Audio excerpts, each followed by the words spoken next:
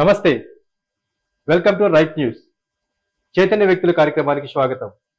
ఈనాటి కార్యక్రమంలో పాల్గొనడానికి మనతో ఉన్నారు కోవూరు నియోజకవర్గం బుచ్చిరెడ్డిపాలెం మున్సిపాలిటీ 2వ డివిజన్ కౌన్సిలర్ యుఎస్ కళ్యాణ్ గారు. ప్రజెంట్ కోవూరు నియోజకవర్గ రాజకీయాలు ఎలా ఉన్నాయో వారి మాటలో విని తెలుసుకుందాం. నమస్తే సార్. నమస్తే అండి. సార్ బాగున్నారా? బాగున్నానండి. సార్, మీ బుచ్చిరెడ్డిపాలెం మున్సిపాలిటీ పరిధిలో 20 డివిజన్లు ఉన్నాయి. ఈ 20 డివిజన్లలో కేవలం 2 సీట్లను మాత్రమే టీడీపీ పార్టీ కైవసం చేసుకుంది. వారిలో మీరు ఒకరు. ఈ విజయం పట్ల ఎలా ఫీల్ అవుతున్నారు? ఫస్ట్ 20 డివిజన్లు 20 కార్పొరేషన్ వార్డులు ఉన్నాయండి. అందులో ముందుగా నాకు ఈ సీట్ ని ఖరారు చేసిన పోలారెడ్డి శ్రీనివాసరెడ్డి గారి హయాంలో నేను గెలవడం అనేది చాలా ఆనందకరంగా ఉంది. అందులో అన్ని 20 డివిజన్లో గెలవడానికి పోలారెడ్డి శ్రీనివాసరెడ్డి గారు ఎంతో క్లుప్తంగా సహాయ సహకారాలు అందించి గెలవడానికి ముందస్తు అంచనాలు వేసి దాన్ని గెలవడానికి ప్రయత్నించాం.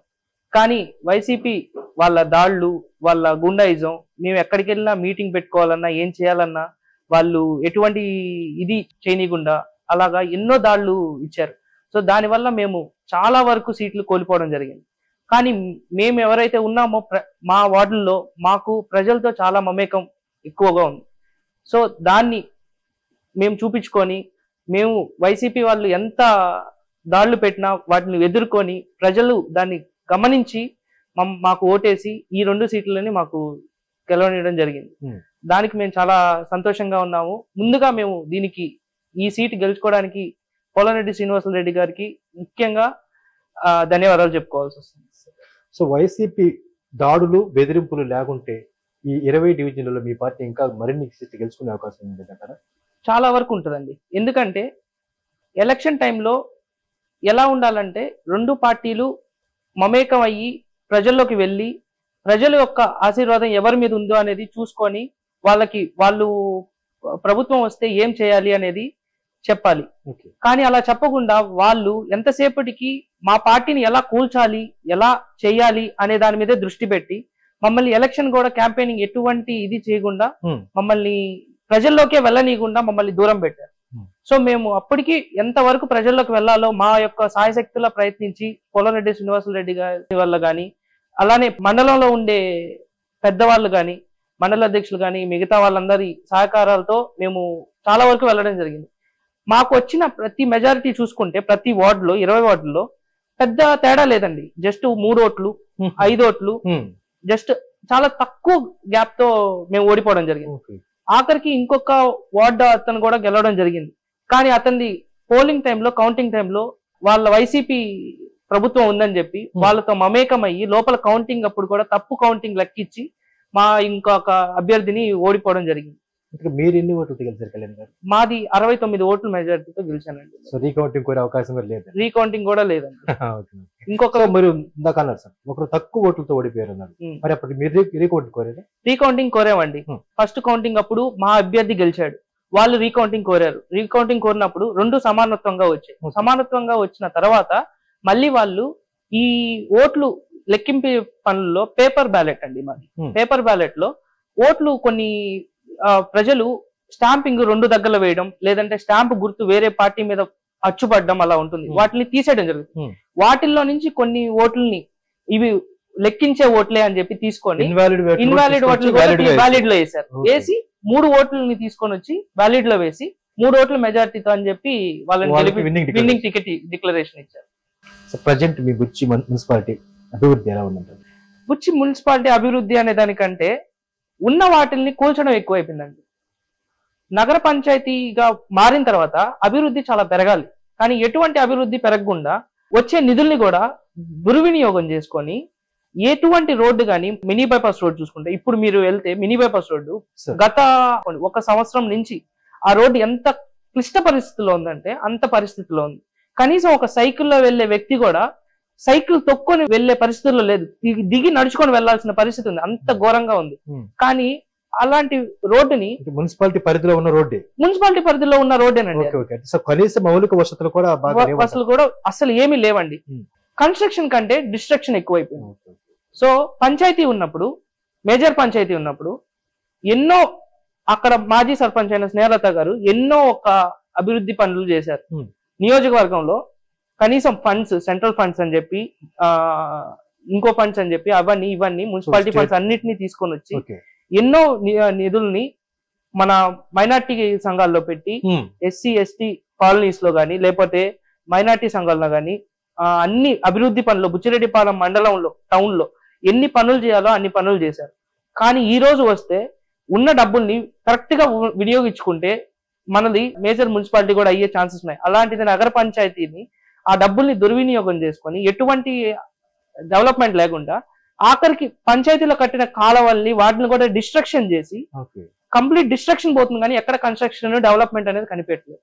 సో అభివృద్ధి కన్నా అనాభివృద్ధి చాలా ఎక్కువ ఉంది.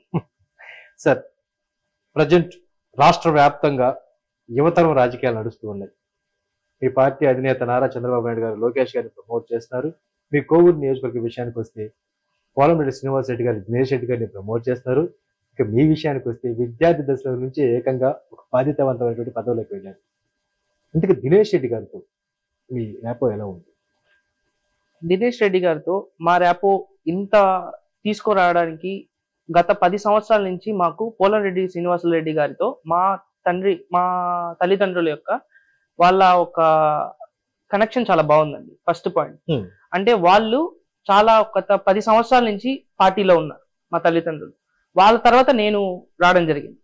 సో నేను పోలంరెడ్డి శ్రీనివాసరెడ్డి గారి అంత ఏజ్ లేకపోయినా అతను మమ్మల్ని ఎలా చూస్తాడంటే ఒక వ్యక్తి ఎంత ఇదైనా సరే, కార్యకర్త అయినా సరే, ఎవరైనా సరే అతనికి ఏ సమస్య ఉన్నా ఏదున్నా ఇంటికి పిలిపించుకొని మరి చెప్పడం గానీ ఏదైనా చేయడం గానీ క్లుప్తంగా కూర్చోబెట్టుకొని అడగడం జరుగుతుంది. అలా అడిగినప్పుడు కార్యకర్తకి ఎలా ఉంటుందంటే, కార్యకర్త కాకపోయినా కనీసం ప్రజల్ని కూడా ఏదైనా సమస్య ఉందంటే అతను వెళ్ళి తెలుసుకోవడమా, ఒకవేళ అతను వెళ్ళలేని పరిస్థితుల్లో ఎవరినే అతనే వచ్చి కనుక్కోవడమా, లేకపోతే ఫ్యామిలీ మెంబర్ గా రిసీవ్ చేసుకుంటారు. ఫ్యామిలీ మెంబర్ గా చాలా హార్ట్ కి రిసీవ్ చేసుకుంటారు. చాలా వరకు చెప్పాలంటే హార్ట్ కి రిసీవ్ చేసుకుంటారు. ఎటువంటి భేదాలని చూపించాడు. సో అక్కడి నుంచి ఆయన కొడుకు గారు పోలంరెడ్డి దినేష్ రెడ్డి గారు అతను ఇంకా గొప్ప వ్యక్తి. తండ్రిని మించిన తనయుడు. అతను ఇంకా గొప్ప వ్యక్తి. అతని దగ్గరికి వస్తే చాలా వరకు ఒక ఫ్రెండ్ ని ఎలా చూస్తారు, మనం ఒక ఫ్రెండ్ ని ఏదైనా ఆపద అంటే నిమిషాల ప్రకారం ఎలా వెళ్తాము, ఎలా ఫోన్ చేస్తామో అంతకంటే ఎక్కువగానే ముందొస్తూ వచ్చి ముందడుగు వేసి ఉంటాడు. ఒక కార్యకర్తకి ఒక వ్యక్తికి ఇలానే ఉండాలంటే ఒక ప్రజలకి ఎలా ఉంటారో ప్రజలు గుర్తించారు. ప్రజలు గుర్తించి అతను ఆల్రెడీ ఆప్తించేశారు. ఒక ఇంట్లో ఒక వ్యక్తిగానే తీసేసుకున్నారు ఆల్రెడీ. పోలంరెడ్డి దినేష్ రెడ్డి గారు అంటే ఫ్యామిలీ మెంబర్ అని ఒకరు ఫిక్స్ అయిపోయారు. ఖచ్చితంగా అందరు ప్రతి నియోజకవర్గంలో ప్రతి మండలంలో ఏ విలేజ్ ఏ ఊరు ఏ పంచాయతీకి వెళ్ళినా గానీ ఏ ఇంటికి వెళ్ళినా గానీ దినేష్ రెడ్డి గారు మా అన్న, మా తమ్ముడు, మా కొడుకు, మా మనవుడు అని చెప్పేవారే గాని ఇతని మీద ఒక నెగిటివ్ ఉంది అని చెప్పి ఈ రోజుకి ఏది లేదు. సో మొత్తానికి పోలంరెడ్డి శ్రీనివాస్ రెడ్డి గారితో అయినా కొంత దూరంగా ఉంటారు కానీ దినేష్ రెడ్డి గారికి అయితే దగ్గర అయిపోయారంట. చాలా వరకు దగ్గర అయిపోయామండి. మా ఫ్యామిలీ గురించి మా గురించి చెప్తే మాకు కూడా చాలా వరకు సమయం ఇస్తాడు. ప్రతిదీ విషయం తెలుసుకుంటాడు. ప్రతి విషయాన్ని అతనికి ఏదైనా ప్రాబ్లం ఉన్నా మాకు చెప్తారు. మాకు సార్ కళ్యాణ్ వాళ్ళ ఫ్యామిలీ పూర్తిగా పోలంరెడ్డి వారి ఫ్యామిలీతో దగ్గరగా ఉంటారంట. ఒక కళ్యాణ్ వారి ఫ్యామిలీ అనే దానికంటే కళ్యాణ్ వారి ఫ్యామిలీ ప్రతి కుటుంబాన్ని అతను దగ్గర పెట్టుకుంటారు. ఓన్లీ కళ్యాణ్ ఫ్యామిలీ అని నేను చెప్పాను. అందరికీ ప్రయారిటీ ఇస్తారు. అందరినీ దగ్గర చేసుకుంటారు, అందరినీ పెట్టుకుంటారు, మమ్మల్ని కూడా పెట్టుకుంటారండి. మీరు అన్న మాట నిజమే. పోలంరెడ్డి వారి ఫ్యామిలీకి జూగుంట కళ్యాణ్ వారి ఫ్యామిలీ చాలా ఆప్తంగా ఉంటుంది, పక్కనే ఉంటుంది. ప్రతి విషయంలోనూ తోడుగా ఉంటాం. మాకు ఆయన తోడుగా ఉంటారు, ఆయనకి మేము తోడుగా ఉంటాం. రేపు దినేష్ రెడ్డి గారి గెలుపు సహకారాల్లో కూడా మేము మా ప్రాణాలు అర్పించడానికైనా మేము సిద్ధంగానే ఉంటాం. అంతవరకు పోరాడతాం. పార్టీ తరఫున ఏదైనా పార్టీ ఒక హైకమాండ్ ఒక పిలిపించి ఈ విధంగా మీరు ముందుకెళ్ళండి చెప్పి పార్టీ తరఫున కొన్ని ఆదేశాలు జారీ చేసినప్పుడు అన్నింటికన్నా అందరికన్నా ముందు దినేష్ రెడ్డి గారు ఉద్యమించే విషయంలో ముందుంటారంట. పార్టీ విషయంలోకి వస్తేనండి దినేష్ రెడ్డి గారు అన్నిట్లో ముందు ఉంటారండి. మీరు చెప్పింది 100కి 200%. పార్టీలో వచ్చేటప్పటికి దినేష్ రెడ్డి గారు ముందుంటారు. పార్టీ ఏ ఆదేశాలు ఇస్తుందో ప్రతిదీ ఫాలో చేస్తారు. ప్రతిదీ ఫాలో చేయడం కాకుండా మా చేత కూడా ప్రతి పనిని దగ్గరుండి చేపిస్తారు. దగ్గరుండి చేపించి పార్టీ గెలుపు కోసం అతను ఎన్ని పోరాటాలు ఎన్ని చేస్తున్నారో ఆయన నియోజకవర్గానికి ఇన్ఛార్జ్ అయిన గత 8 నెలల నుంచి మనం చూస్తూనే ఉన్నాం. ప్రతి విషయంలోనూ అతను ముందొస్తూనే ఉంటాడు. పార్టీకి కావాల్సిన ప్రతి ఒక్కటి అతను చేయడానికి అతను ముందులోనే ఉంటాడు, ఉద్యమాల దిశలో ముందులోనే ఉంటారు. ఈ మధ్య రైతుల గురించి కూడా చూస్తుందంటే కలెక్టర్ దగ్గరికి వెళ్ళడం, వాళ్ళ దగ్గర ఉద్యమాలు చేయడం, వాళ్ళని కలెక్టర్ ని అరేబీ మీటింగ్ కి కానీ దేనికైనా ఉద్యమాలు చేసి అరెస్ట్ అవ్వడం కానీ. ఈ వైసీపీ వాళ్ళ గుండాయిజాలు ఎలా ఉన్నాయంటే కనీసం మా కోసం మేము పోరాడకుండా ప్రజల కోసం, ఏదైనా రైతుల కోసం కానీ ఇంకెవరి కోసమైనా కానీ ప్రజల కోసం పోరాడుతుంటే అది కూడా ఆపడానికి చాలా వరకు అడ్డుగిస్తున్నారు. వాళ్ళు పనులు చేయరు, మమ్మల్ని పనులు చేయలేరు. సో ఏది జరిగే పరిస్థితుల్లో లేదు ఈ రోజు. సో ఇది ప్రజలు ఖచ్చితంగా గుర్తిస్తున్నారు, అది వాళ్ళకి అర్థం కావట్లేదు. ఖచ్చితంగా రేపు రాబోయేది తెలుగుదేశం పార్టీ అని బల్లగుద్ది చెప్తాము. సార్, ఇందాక మీరు మొదట్లో మాట్లాడుతూ ప్రజలతో కలిసిపోయే విధానంలో శ్రీనివాసరెడ్డి గారిని మించిపోయారు దినేష్ రెడ్డి గారు, అందరినీ ఓన్ చేసుకుంటున్నారు, ఈయన వాళ్ళకు ఓన్ అవుతున్నారు అంటున్నారు. ఇంతకీ ప్రజాక్షేత్రంలో తెలుగుదేశం పార్టీ పరిస్థితి ఎలా ఉంది మీ కోవూరు నియోజకవర్గంలో? కోవూరు నియోజకవర్గానికి వస్తానండి. క్షేత్రం గురించి తెలుగుదేశం పార్టీ ముందస్తులోనే ఉందండి. ఎందుకంటే తెలుగుదేశం పార్టీ గత 2014 ఎలక్షన్స్ నుంచి చూసుకున్నట్టయితే, గత 6 సంవత్సరాల నుంచి కానీ 7 సంవత్సరాల నుంచి కానీ చూసుకున్నట్టయితే పార్టీ ముందస్తులోనే ఉంది. కానీ కొన్ని కారణాల వల్ల పార్టీ వెనకబడింది. అది ఈ రోజు మేము సరి చేసుకొని ప్రతి ఇంటికి వెళ్ళి ప్రతి ఒక్కరిని అడుగుతున్నాం. ఈ ప్రభుత్వం ఇప్పుడు ఏదైతే వైకాపా ప్రభుత్వం ఉందో, వైకాపా ప్రభుత్వం ఒక ఛాన్స్ అని చెప్పి అందరినీ మోసగించి ఈ రోజు అందరినీ అలానే మోసగిచ్చి పెట్టాడు. కానీ ఈ రోజు దినేష్ రెడ్డి గారు ప్రతి ఇంటికి వెళ్ళి వాళ్ళ సమస్యలు కనుక్కొని ప్రతి ఒక్కటి అతనికి వాళ్ళకి ఏం చేయాలో, ఏం చేయగలమో అనేది కనుక్కొని పార్టీని గెలిపించడానికి సహకారాలతో ఉన్నాడు. సో మొత్తానికి ప్రజాక్షేత్రంలో అయితే తెలుగుదేశం పార్టీ పైన సానుకూల వాతావరణం ఉందంట. చాలా సానుకూల వాతావరణం ఉందండి.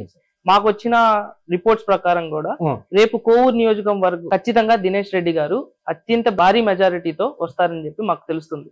ప్రజలు కూడా సార్, దినేష్ రెడ్డి గారి మీద పోటీ చేసిన వ్యక్తి, రాజకీయంలో చాలా సీనియారిటీ ఉన్న వ్యక్తి, దగ్గరగా 6 సార్లు ఎమ్మెల్యేగా విజయం సాధించిన వ్యక్తి, అంత ఆషామాషి కాదు విజయం. మరి దీన్ని ఎలా మీరు ఈ విషయంలో అనుకూలత సాధించబోతున్నారు? మీరు అన్నట్టు కోవూరు నియోజకవర్గంలో దినేష్ రెడ్డి గారి తరపున వైకాపా నుంచి నిలబడే అభ్యర్థి కానీ ఎవరైతే ఉన్నారో అతను చాలా ఎక్స్పీరియన్స్ క్యాండిడేట్ అని అంటున్నారు. దీనికి ఒక చిన్న ఎగ్జాంపుల్ రీసెంట్ గా మనకు తెలిసిన తెలంగాణ ఎలక్షన్స్ వస్తే కేసీఆర్ గారు రేవంత్ రెడ్డి కంటే చాలా ఎక్స్పీరియన్స్ క్యాండిడేట్. గత 2 టర్మ్స్ నుంచి అంటే 10 సంవత్సరాల నుంచి కేసీఆర్ గారు గెలిచిన వ్యక్తి, డెవలప్మెంట్ చేసిన వ్యక్తి. కానీ రేవంత్ రెడ్డి గారు ఎందుకు గెలిచారండి? అంటే ఇక్కడ డెవలప్మెంట్ ఇది కాదు కావాల్సింది, ఎక్స్పీరియన్స్ కాదు, అభ్యర్థి వ్యక్తి ఎలాంటి వాడు. విషయానికి వస్తే ఎర్రబల్లి దయాకర్ రావు మీద గెలిచేటువంటి యశస్వి రెడ్డి చాలా యంగ్స్టర్. సో ఇప్పుడంతా యంగ్స్టర్స్ ని చంద్రబాబు నాయుడు గారు ఎందుకు తీసుకొని వస్తున్నారంటే కూడా మన స్టేట్ చాలా దీన పరిస్థితిలో ఉంది. మన స్టేట్ కి ఉండే అప్పులు దాదాపు 10 లక్షల కోట్ల అప్పు ఉందండి. ఇప్పుడు ప్రెసెంట్ 10 లక్షల కోట్ల అప్పుని తీర్చాలంటే ఒక సామాన్యుడి మీద ఎంత భారం పడుతుందో చూడండి. ప్రభుత్వానికి ప్రతి నెలకి ఒక రోజుకి 400 కోట్ల ఆదాయం వస్తే గానీ మనప్పుడు ఉండే అప్పు 5 సంవత్సరాలలో పూర్తి చేయాలి అనుకుంటే, ఈ గత వచ్చే ప్రభుత్వంలో 5 సంవత్సరాలలో ఈ అప్పు తీర్చాలి అనుకుంటే ప్రతి రోజుకి ఒక రోజుకి 400 కోట్ల ఆదాయం ప్రభుత్వానికి రావాలి. వస్తేనే ఈ అప్పు నుంచి బయటపడతాం.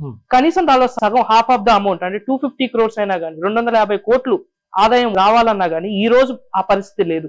మనకు ఆ పరిస్థితి రావాలి అంటే మన స్టేట్ డెవలప్ అవ్వాలి. మన స్టేట్ డెవలప్మెంట్ లో లేదు. మన స్టేట్ డెవలప్మెంట్ కావాలి అంటే కార్పొరేట్ సెక్టర్స్ కావాలి. కార్పొరేట్ సెక్టర్స్ కావాలంటే యూత్ చదువుకొని ఉండదు. యూత్ చదువుకోవాలంటే కాలేజెస్ కావాలి.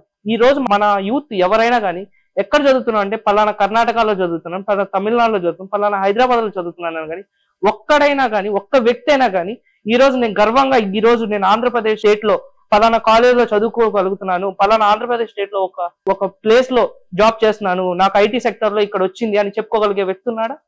లేడు. సో స్టేట్ కి అసలు ఎటువంటి ఆదాయం లేదు, ఎటువంటి ఇది లేదు. ప్రతిదీ పక్క రాష్ట్రాలకు వెళ్ళిపోతుంది, స్క్రాప్ ఇక్కడ మిగిలిపోతుంది, టాలెంట్ అంతా బయటకు వెళ్ళిపోతుంది. ప్రతి ఒక్కరు ఎందుకంటే ఫారెన్ వెళ్ళిపోతున్నారు.